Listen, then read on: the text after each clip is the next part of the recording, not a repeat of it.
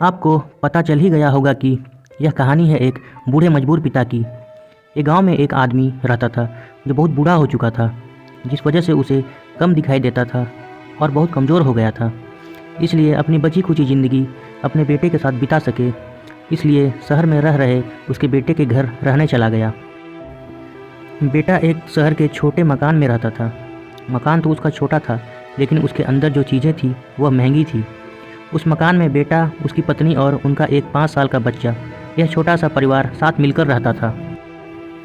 बूढ़े पिता के आने से उनके परिवार में एक सदस्य और बढ़ गया। यह पूरा परिवार रोज़ सुबह शाम डाइनिंग टेबल पर साथ में खाना खाया करता। बूढ़ा पिता अपनी कमजोरी के चलते हमेशा खाने की चीज़ें नीचे गिराता रहता और कई बार कांच के बर्तन भी टूट जाया करते थे।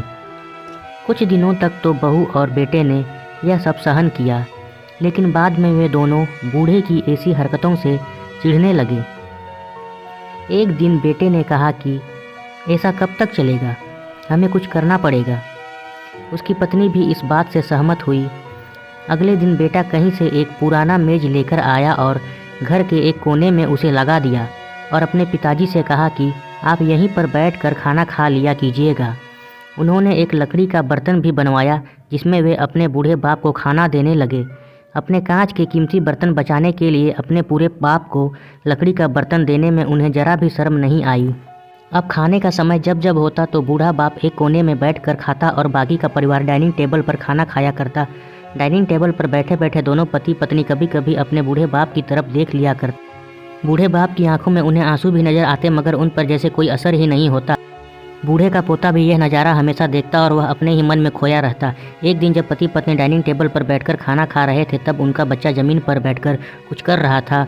उन दोनों ने बच्चे के हाथ में लकड़ी का टुकड़ा देखा, लेकिन उन्हें कुछ समझ में नहीं आया कि बच्चा लकड़ी के टुकड़े के साथ क्या कर रहा है। जब बच्चे के पिता ने उसे पूछा कि बेटा आओ खाना खा लो, तुम नीचे बैठकर क्या कर रहे हो, तब बच्चे ने भोलेपन से कहा, अरे मम्मी पापा, मैं आप दोनों के लिए लकड़ी का बर्तन बना रहा हूँ ताकि आप लोगों को जब आप बूढ़े हो जाओ तो दिन में खाना दे सकूँ। अपने नादान बेटे द्वारा दी गई यह सहज बात दोनों के दिल में तीर की तरह उतर गई। दोनों एक दूसरे का चेहरा निहारने लगे। बिना कुछ कहे ही दोनों की आंखों में पानी आ गया और उन्हें अपने भविष्य की किताब अपने आंखों के सामने खुलती हुई नजर आई। उन्हें समझने में ज़्यादा देर नहीं लगी कि अब उन्हें आगे क्या करना पड़ेगा। अगले दिन कमरे के कोने से वह पुराना मेज हट गया और अब बूढ़ा पिता और बाकी का परिवार साथ में मिलकर फिर से खाना खाने लगे। बूढ़े की कमजोरी की वजह से हो रही गलतियां भी अब किसी को नहीं चिढ़ाती थी।